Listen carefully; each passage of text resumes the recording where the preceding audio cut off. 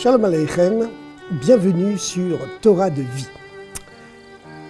En cette année 1745, 5505 dans le calendrier hébraïque, le jour de Rosh Hashanah, la tête de l'année, le nouvel an juif, qui tombe habituellement entre le mois de septembre et d'octobre, selon le décalage de l'année lunaire sur l'année solaire, Rabbi Israël Baal Shem Tov avait une attitude totalement opposée, totalement différente de celle de toutes les autres années. Les chassidim, ses disciples, n'y comprenaient rien. D'habitude, Rosh Hashanah, le jour du grand jugement, Rabbi Israël Baal Shem Tov, comme tous les maîtres du judaïsme et comme tous les juifs pieux qui se respectent, arborait une attitude stricte, sévère, rigoureuse. Pendant les 10 jours des Teshuvah, les 10 jours de retour entre Rosh Hashanah et Yom Kippour, à plus forte raison, il était extrêmement sérieux. Quant au jour du grand pardon, du grand rachat, le Yom Kippour lui-même, à plus forte raison. Le Baal Shem Tov était d'un sérieux exemplaire. Cette année-là, ce nouvel an, ce Rosh Hashanah 1745, les 10 jours de Teshuvah, les 10 jours du retour, où chacun revient à soi-même, à son identité profonde, à l'étincelle de Dieu qui est en lui, à son véritable moi, sa véritable identité. Le jour de Yom Kippour, qui coiffe et culmine tout cela, le Baal Shem Tov avait changé d'attitude. Il dansait de joie au milieu de la synagogue, il resplendissait de bonheur, d'allégresse rayonnante. Les chassidim, les disciples, n'y comprenaient rien, mais n'osaient pas lui poser de questions. Il fallut plusieurs mois avant que les disciples n'osent questionner le maître, le Baal Shem Tov, pour lui demander ce qui s'était passé. Le Baal Shem Tov répondit « Écoutez, cette année, un événement exceptionnel, comme il ne s'en est pas produit depuis déjà des siècles et des siècles, va se produire dans le monde. » Quel événement? Une âme nouvelle, une nouvelle âme, une nouvelle émanation de Dieu va s'incarner dans un homme. Or, nous savons que depuis la Kabbalah, et Rabbi Israël Baal Shem Tov était un éminent maître de cette science des secrets de la Torah, la Kabbale, nous savons, d'après la Kabbalah, que depuis déjà plusieurs siècles, aucune âme nouvelle n'est descendue. Toutes les âmes qui descendent, lorsque on est déjà quelques siècles avant la venue du Messie, ce qu'on appelle l'avant-veille de l'ère messianique, eh bien, toutes les âmes qui descendent, qui s'incarnent, sont de vieilles réincarnations qui ont déjà vécu plusieurs vies, beaucoup de vies même, et auxquelles on donne une dernière chance de revenir, finir les parts de leur mission qu'ils n'ont pas encore réalisées sur cette terre. Mais cette année, dit le Baal Shem Tov, un événement exceptionnel a été décidé dans le tribunal du ciel. Une âme nouvelle va descendre pour dévoiler un nouveau chemin de spiritualité dans le judaïsme, un chemin qui éclairera le monde jusqu'à la venue du Messie. Le Baal Shem Tov continua. Normalement, lorsqu'une âme prépare sa descente sur la terre, on lui donne une année entière de préparation. Mais quand il s'agit d'une âme nouvelle, et une âme nouvelle en cette année 1745, cela fait déjà des siècles qu'il n'en est pas descendu une seule, on lui donne 3 années de préparation. Et cette année, une âme nouvelle descend.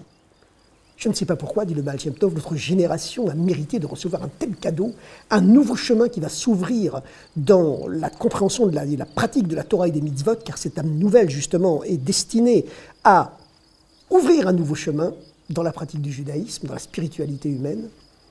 Mais c'est ainsi, nous l'avons mérité. Par contre, continua le Baal Shem Tov, on me cache du ciel chez qui descendra cette âme, dans quelle famille elle descendra. Les mois passèrent. Finalement, le Baal Shem Tov apprit de justesse que cette âme nouvelle allait descendre chez un de ses disciples, Rabbi Baruch, un jeune homme d'une spiritualité exceptionnelle, qui était marié avec la rabbinite Rivka. Ce jeune couple était marié déjà depuis 1 an et Rivka n'était toujours pas tombée enceinte. Ils étaient venus voir le Baal Shem Tov l'année précédente, le 18e jour du mois d'Elul, anniversaire de la naissance de Rabbi Israël Baal Shem Tov. On sait que le jour anniversaire de la naissance est un jour qui porte bonheur selon le calendrier hébraïque, lunaire. Et le Baal Shem Tov avait béni le couple en leur prédisant qu'un an plus tard, exactement, ils auraient un enfant. La rabbinite Rivka avait tout de suite commencé une nouvelle façon de vivre, un nouveau seder, un nouvel emploi du temps, en priant et en étudiant beaucoup plus que d'habitude, puisqu'on sait, comme la science l'a découvert aujourd'hui, que tout ce qu'une mère ressent lorsqu'elle est enceinte, eh bien, le fœtus dans son ventre le ressent également.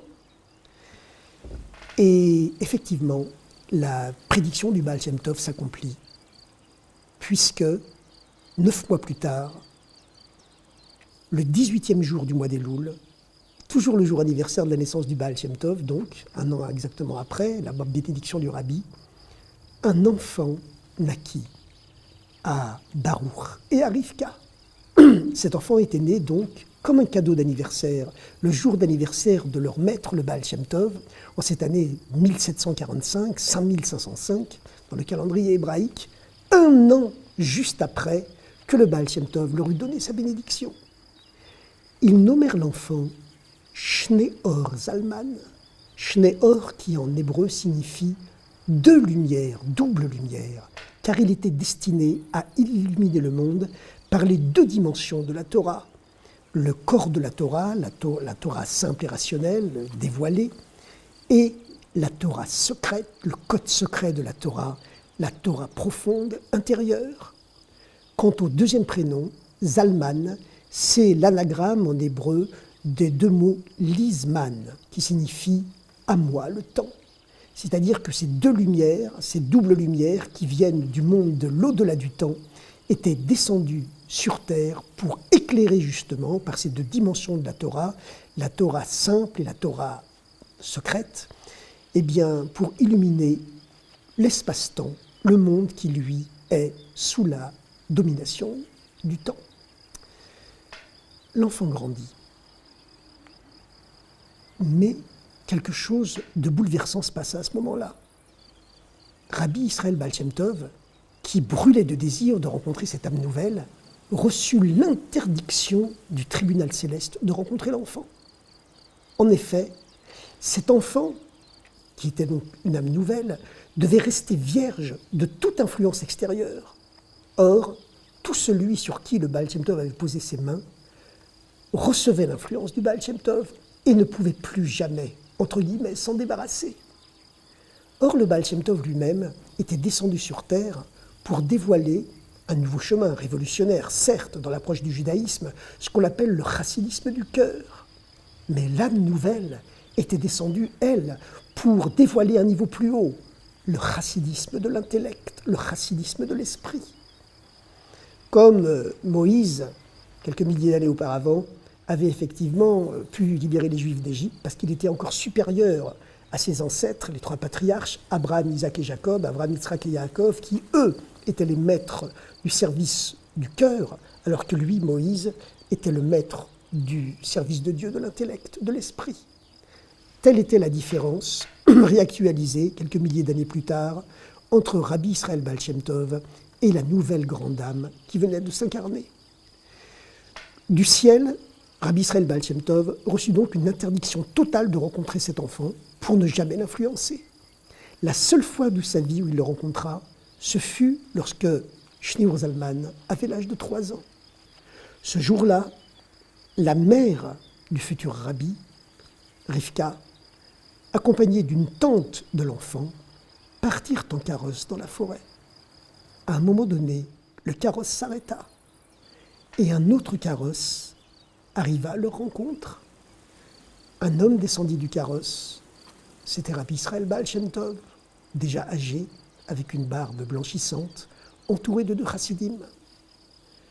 Le Baal Shem Tov, sans un mot, prit une paire de ciseaux, saisit une mèche de cheveux de l'enfant, selon la coutume juive, qui veut qu'on ne coupe jamais les cheveux de l'enfant avant l'âge de 3 ans, mais que ce jour-là, effectivement, on les lui coupe, en lui laissant seulement les péotes, les coins des cheveux autour des oreilles, et le Baal Shem Tov coupa une mèche des cheveux de l'enfant.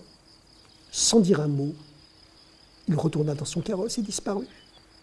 Plus tard, l'enfant demanda à sa mère et à sa tante qu'il avait accompagné. Mais qui était cet homme avec sa barbe blanche?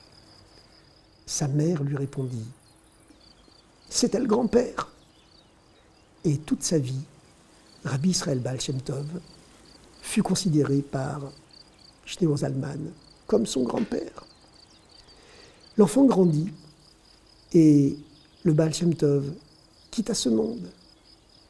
Le jour où il quitta ce monde, il confia à ses plus proches disciples « Depuis que l'âme nouvelle est descendue sur terre, ma vie tout entière est devenue un sacrifice. Chaque jour, j'ai brûlé du désir de rencontrer cette âme nouvelle qui était capable de m'illuminer davantage.